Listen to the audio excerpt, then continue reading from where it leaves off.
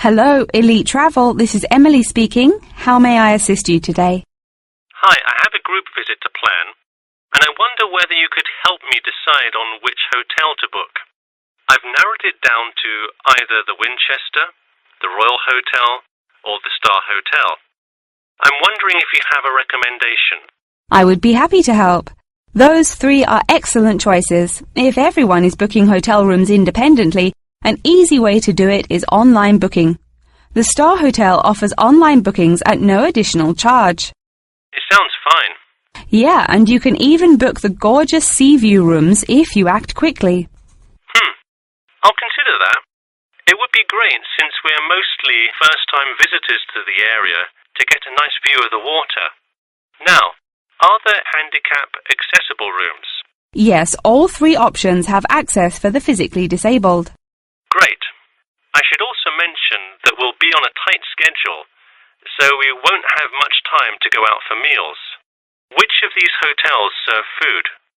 There is a limited continental breakfast menu at the Star and at the Winchester. For a full restaurant and room service, the Royal Hotel is your best bet. Oh, wonderful. Could you tell me more about the restaurant? Absolutely. In the morning, there is a gourmet buffet, or a la carte item, and after 11 a.m. lunch is served in the dining room. Dinners are in a nice, low-key but high-quality setting in the hotel's private dining room, and Fridays feature the house jazz band. How lovely. Is there a group discount? No, sorry, not at the Royal Hotel. Let me check on the others, though. Could I place you on hold for just a second? Sure, thanks. It looks like there is one at the Winchester. 15% off when you book 8 or more rooms. Really? Sold. We'll book at the Winchester. Wait, is it suitable for children, though? We'll have a few little ones in our group, and it would be great to have a way to keep them occupied. Yes, in fact it has a play place that kids just love, with slides and swings and everything. Definitely a good hotel to bring the kids. Okay, great. So now I know where we'll be staying. What next?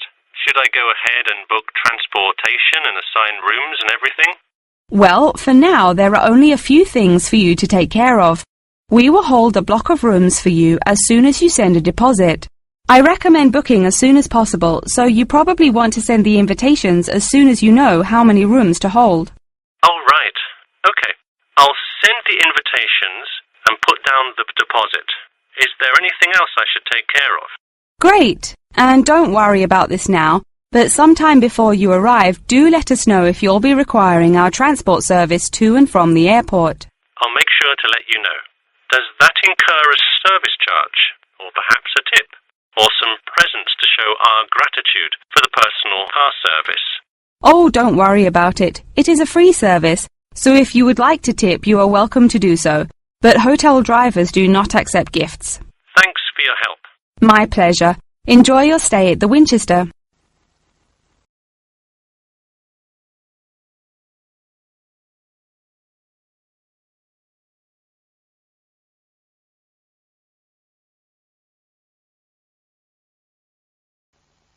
Ladies and gentlemen of Durham, start your engines. Skip Gordon here, inviting you to the 11th Annual Durham County Car Exhibition. That's right, it's that time of year again. Mark your calendars. The pre-opening event kicks off on the 18th, and the exhibition officially opens to the public on Saturday, March the 19th. Take it from me, you won't want to miss Durham's most attended public event of the year 5 times running. You don't have to be a motorhead to appreciate the finest cars, both new and old, in existence today, but it helps. Be one of the 70,000 people to see everything from big rig monster trucks to good old-fashioned classic hot rods. Get your tickets now.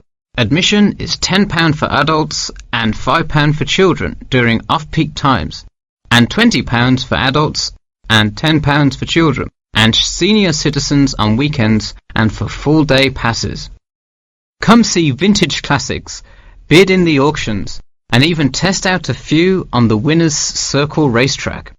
An insider tip: weekends are the exact time when all of the best attractions take place, But to avoid Saturday crowds, join us this Sunday. You'll see me, Skip Gordon, and all your friends from WKXP there this Sunday at our very own booth. So stop by and say hi, and you might just win a prize of your own. A new attraction this year will be the addition of a new car category, electricity, namely the electric car class. See displays from Toyota, Honda, and you guessed it, Tesla. Watch as the first generation of fully electric cars compete on style, ride, and watch the main entertainment as there's going to be a fabulous show of racing car to see who takes home fastest battery-powered car. While not typically known for their speed, this new class is guaranteed to surprise you. Get tickets before they sell out. Last year's tickets sold out fast, so we upped the attendance this year. That's right, more seats. But don't wait. Act now and save. That's right, if you buy your tickets before this Friday, you'll get 2 for the price of 1. That's right, 2 for the price of 1. And don't worry, kids, just like last year, there's something specially for you. Wreak havoc on the road with the Kids Crazy Cars ride, and then race around the Tiny Tykes track in your favourite child-sized race car. Meanwhile, Mom and Dad can take a spin in a ride a bit more than their size. We're rolling out a massive dirt track so you can get behind the wheel and test drive something a little more adventurous. Put the pedal to the metal in a 4x4 SUV as you go over bumps and navigate through twists and turns. You'll want to buckle up. You heard it here. Act now to get in on the fun at the Durham County Car Show before it's too late. Come for prizes, good prices, and good old-fashioned family fun.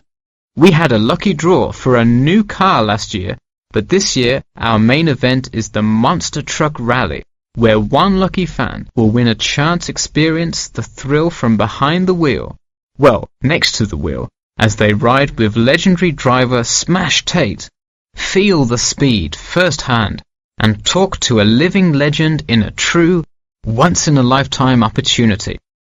For tickets, go online to www.durhamcountycars.com or call 1-888-CAR-SHOW now. We'll see you there, and always remember to buckle up.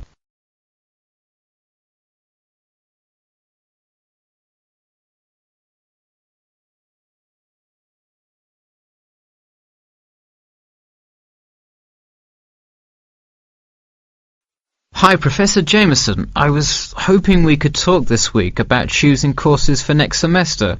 That sounds great. Any idea yet, or what you'd like to take? Well, I was hoping you could kind of tell me. There are so many to choose from. I don't even know where to start. Sure. Well, first things first. Do you know what you will major in? It's important to take courses that are relevant to your career path. Well, I think I want to major in biology. I want to go to medical school, so it seems like it would make sense. I agree. If you like biology, it's definitely a good idea to focus on that, since so many of the requirements overlap. Okay, so I should take a few biology classes then? Yes, let's start there. You should pick 1 or 2 biology classes. Not just any biology classes, though. If possible, read online or talk to senior fellows and find out about the structure of the courses. You don't want to end up signing up for 2 classes that require labs in the same semester. You'll spend so much time in the biology department that you won't see the light of day. All right, good idea. I heard labs can be as long as 4 hours. That's true. And another thing, make sure the topic is either relevant to your major or something you're interested in learning about. It sounds obvious, but do not just take a class because you heard it was easy or because it does not require attendance. Of course not, though it would be really nice to have at least one class that's a little bit less rigorous than the ones I'm taking this semester. I barely sleep as it is with all this studying. That may have more to do with your study habits. though I don't disagree that your schedule is really difficult this semester. So, any idea which biology classes you may decide on for next semester? Well, I was thinking of taking human physiology. It sounds relevant and interesting. I think it is an interesting class, but I would recommend against it. You're already in human anatomy, which also covers physiology, so it would be repetitive and probably not the best use of your time. If I already know some of the stuff, I could take it to boost my GPA a little bit. You could maybe do that, except the professor that teaches it is famous for giving out the fewest A's of any professor. Oh well, never mind. Now, changing subjects. Have you decided yet on your research topic? Well, I actually decided. I don't want to do a research paper. I'm going to do a dissertation instead. I think I will much more enjoy coming up with a thesis and finding all the details to support it. I see. Didn't you already do some of the research, though? What happened to that?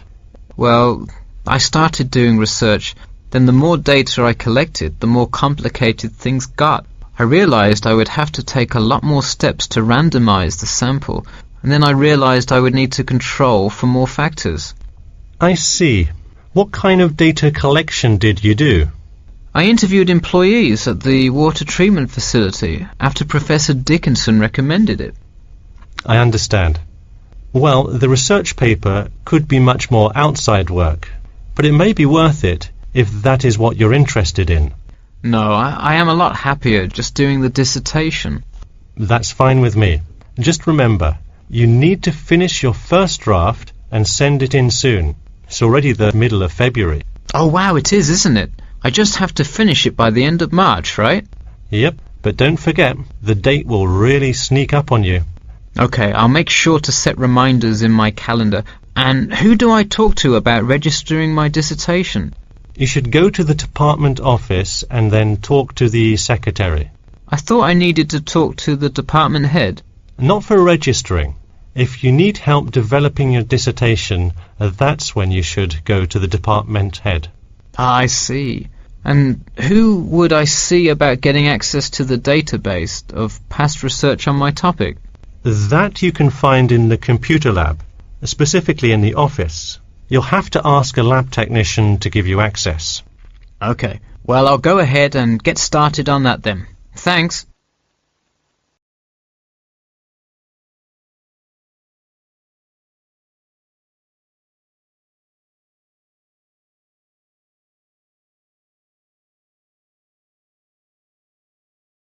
Good morning, everyone. In today's lecture, I'm going to talk about the role of sleep in humans and animals. Of all the biological processes in the animal kingdom, sleep is perhaps the most important. A human can survive for almost 2 weeks without eating, but did you know that 1 week without sleep can be fatal? It's even worse for animals, especially for those who must avoid predators. Without sleep, an animal is much less capable of avoiding an attack. This is the case for all animals, whether they are reptiles, mammals or fish. Let us look now at how different animals sleep, reasons for their ways of rest, and the potential problems they might encounter. In marine life, sleep must be balanced with breathing. For example, the dolphin must float to the surface as it sleeps in order to breathe. Like other large sea mammals, they keep one eye open and one half of the brain awake at all times to maintain some amount of consciousness required to breathe and to watch out for possible threats. They sleep with only one brain hemisphere in slow wave sleep. Birds also have unusual sleeping patterns, mostly due to being constantly on edge in the presence of numerous predators. They usually sleep quite lightly.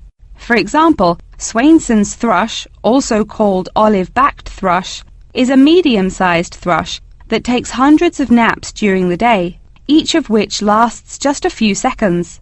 While migrating, migratory birds tend to function well on micronaps. Horses, on the other hand, do most of their sleeping standing up. Scientists think that horses developed their habit of sleeping upright as a defense mechanism, a way of protecting themselves against predators. and a standing position keeps a horse in a constant state of readiness to race away if danger should approach.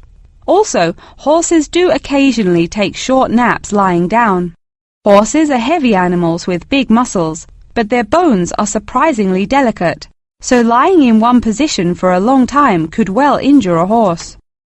Just like humans, animals can also have sleeping problems. Dr. John Hendricks and Adrian Morrison from the School of Veterinary Medicine, University of Pennsylvania in Philadelphia, determined that certain diseases were primarily associated with the sleep states in animals. In their research, they emphasized that because so much in this area still remains unclear, animal models were very important for studies of sleep disorders. The physiology of sleep in animals is similar to that of humans.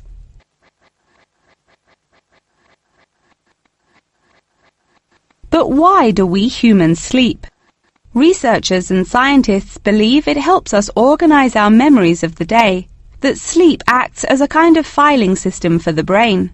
Without it, our thoughts become disorderly and confused, which leads to increased likelihood of accidents and a tendency to say and do bizarre things.